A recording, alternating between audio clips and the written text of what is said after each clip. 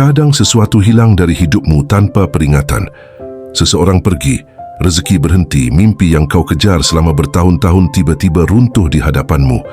Di detik itu, kamu mungkin bertanya dalam hati, "Ya Allah, kenapa Engkau mengambil ini dariku? Bukankah aku mencintainya? Bukankah aku membutuhkannya?" Namun ada satu rahasia yang sering dilupakan manusia. Tidak semua yang Allah ambil adalah kehilangan.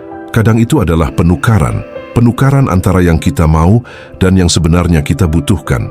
Seperti seorang ayah yang mencabut pisau tajam dari tangan anaknya. Anak itu menangis, marah, bahkan merasa dikhianati. Tapi sang ayah hanya tersenyum karena ia tahu tangisan itu akan segera berganti dengan senyum. Saat sang anak diberikan mainan yang jauh lebih aman dan membahagiakan. Begitulah Allah, Dia mengambil, tapi tak pernah meninggalkan tanganmu kosong. Kehilangan bukan selalu hukuman. Seringkali kehilangan adalah panggilan pulang. Seperti seorang ibu yang memanggil anaknya dari jalan yang salah. Terkadang ia harus menariknya. Bahkan jika anak itu menangis, begitu pula Allah. Dia menarik kita dari apa yang kita cintai, bukan karena Dia ingin membuat kita menderita, tapi karena Dia ingin menyelamatkan kita dari cinta yang akan memisahkan kita darinya. Ada bait Rumi yang mengguncang hati. Jika Tuhan menarikmu keluar dari satu pelukan, itu karena Dia ingin menempatkanmu di pelukan yang lebih luas, pelukannya sendiri.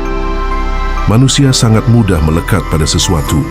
Kita jatuh cinta pada seseorang, pada pekerjaan, pada kebiasaan, bahkan pada rasa sakit yang sudah lama tinggal di hati. Kita menyebutnya zona nyaman. Padahal terkadang di dalamnya kita sedang perlahan mati. Dan Allah yang melihat segala yang kita tidak lihat akan datang untuk membebaskan kita, meskipun awalnya kita mengira Dia sedang menghancurkan kita. Sufisme mengajarkan bahwa apapun yang kita pegang terlalu erat akan menjadi hijab antara kita dan Allah. Dan ketika Allah mencintaimu, Dia akan merobek hijab itu. Tidak peduli seberapa keras kau menangis. Bayangkan kau memegang segenggam kerikil yang menurutmu sangat berharga. Tiba-tiba seseorang datang dan merenggut kerikil itu darimu. Kau marah, kau merasa kehilangan segalanya. Tapi tanganmu kini kosong. Dan dengan tangan kosong itulah seseorang itu menaruh emas yang jauh lebih berharga daripada kerikil yang kau pertahankan tadi. Begitulah cara Allah bekerja. Kadang kita tidak akan pernah bisa menerima hadiah besarnya jika tangan kita masih penuh dengan hal-hal kecil yang kita anggap segalanya. Rumi pernah menulis, "Kamu dilahirkan dengan sayap. Mengapa memilih merangkak?" Begitu pula hidup, Allah ingin kita terbang, tapi seringkali kita bertahan dengan rantai yang kita sebut cinta atau kenyamanan. Allah tidak pernah mengambil sesuatu hanya untuk meninggalkanmu kosong. Dia mengambil agar bisa memberi. Dan apa yang Dia beri tidak selalu dalam bentuk yang kita bayangkan. Kadang hadiah itu datang sebagai kekuatan batin yang baru. Kadang sebagai pemahaman yang lebih dalam tentang makna hidup. Kadang sebagai ketenangan yang tak pernah kita rasakan sebelumnya. Dan kadang sebagai seseorang atau sesuatu yang benar-benar membawa kita lebih dekat padanya. Di setiap kehilangan selalu ada bisikan lembut, "Bersabarlah, aku sedang menyiapkan sesuatu." Bayangkan sebuah sungai. Airnya mengalir deras membawa ranting, dedaunan, bahkan lumpur. Kamu berdiri di tepi, melihat satu benda hanyut terbawa arus. Kamu berlari mengejarnya, berharap bisa mengambilnya kembali. Tapi semakin kamu kejar, arus semakin menariknya pergi. Yang tidak kamu sadari adalah, di tikungan sungai itu ada bunga yang akan menghampiri tepimu. Bunga itu tidak akan datang jika kamu terus menatap benda lama yang hanyut itu. Begitu pula dengan takdir. Apa yang pergi, pergi karena ia bukan bagian dari masa depanmu.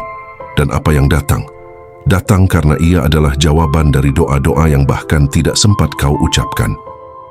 Seringkali kita mengira kehilangan adalah bukti doa kita tidak terkabul, padahal bisa jadi itu justru cara Allah mengabulkan doa kita. Dengan bentuk yang jauh lebih tepat, kita meminta seseorang yang kita cintai tetap di sisi kita. Tapi Allah tahu orang itu akan menyakitimu di masa depan. Maka Dia menjauhkan, kita meminta pekerjaan tertentu. Tapi Allah tahu, pekerjaan itu akan membuatmu jauh dari waktu untuk mengingatnya. Maka dia menutup pintunya. Rumi pernah menggambarkan ini dengan indah. Apapun yang kau cari sedang mencari dirimu juga. Tapi jika ia tak pernah sampai, berarti itu bukan jalan yang ditentukan Tuhan untuk pertemuan itu. Kehilangan itu seperti badai. Ia berisik, merusak, membuat hati porak-poranda. Tapi badai selalu diikuti oleh keheningan. Keheningan itu adalah ruang di mana Allah berbicara. Ruang di mana hati yang remuk mulai mengerti bahwa setiap retakan adalah tempat masuknya cahaya. Kau mungkin merasa Allah jauh saat itu. Tapi Sufisme mengajarkan, saat kita merasa Allah paling jauh, justru disitulah Dia paling dekat. Karena Dia sedang menatapmu, menunggu hatimu kembali padanya, tanpa lagi membawa beban yang membuatmu lambat pulang. Ada satu fase yang selalu datang setelah kehilangan, diam yang panjang. Seolah dunia ikut berhenti berputar, dan kamu tidak tahu lagi arah yang harus dituju. Awalnya, kamu mencoba mengisinya dengan hal-hal baru. Pekerjaan yang lebih sibuk, teman-teman yang mengajak bercanda, ponsel yang tak henti berbunyi.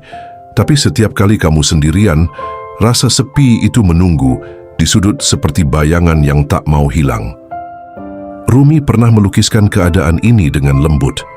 Jangan buru-buru mengusir kesedihan. Biarkan ia masuk karena ia membawa pesan dari dunia yang tak terlihat.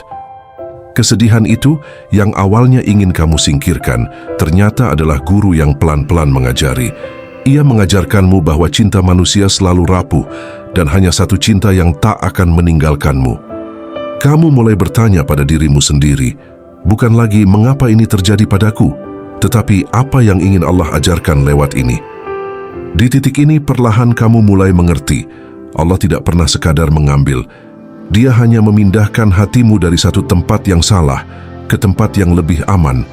Kadang, kita seperti anak kecil yang menggenggam pecahan kaca. Kita pikir itu permata. Kita genggam erat-erat meski melukai tangan.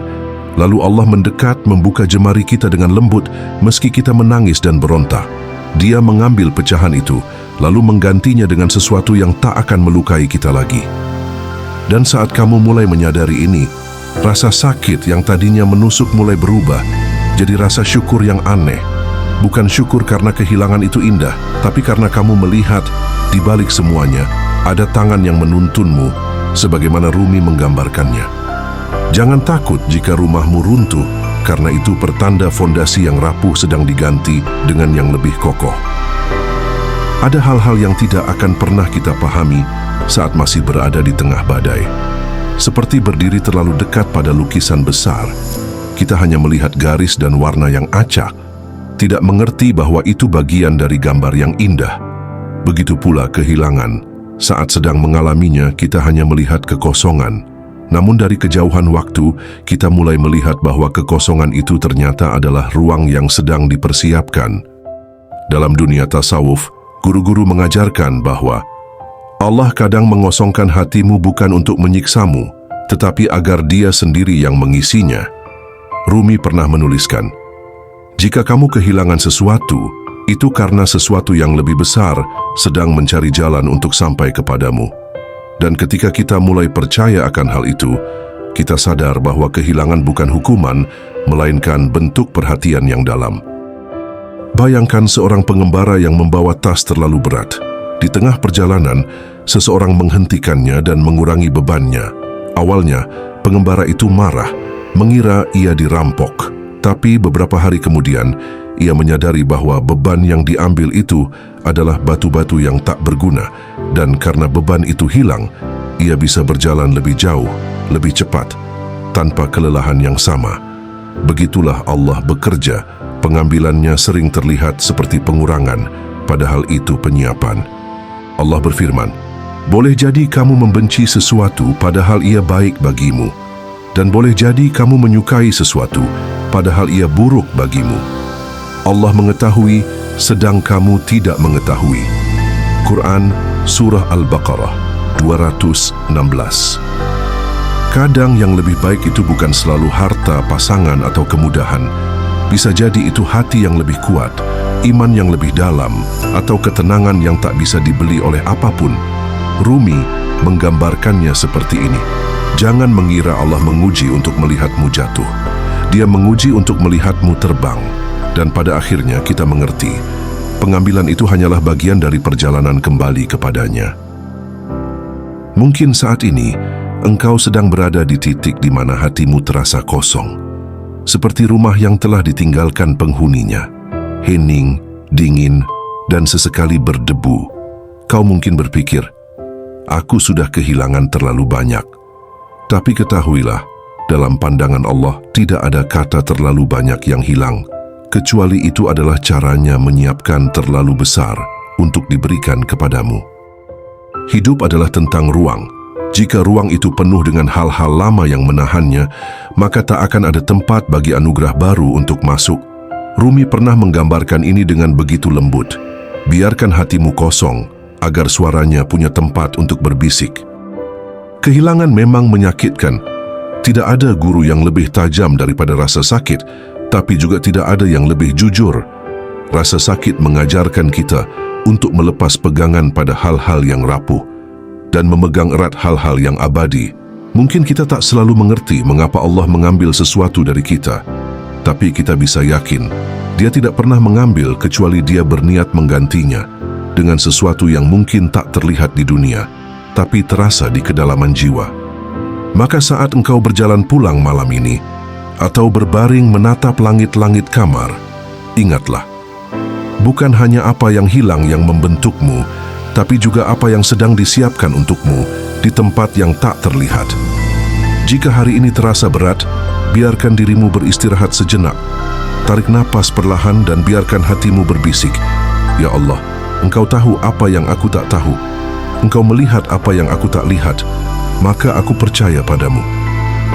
Karena dalam setiap pengambilan, ada janji yang tersembunyi, dan janjinya tidak pernah gagal.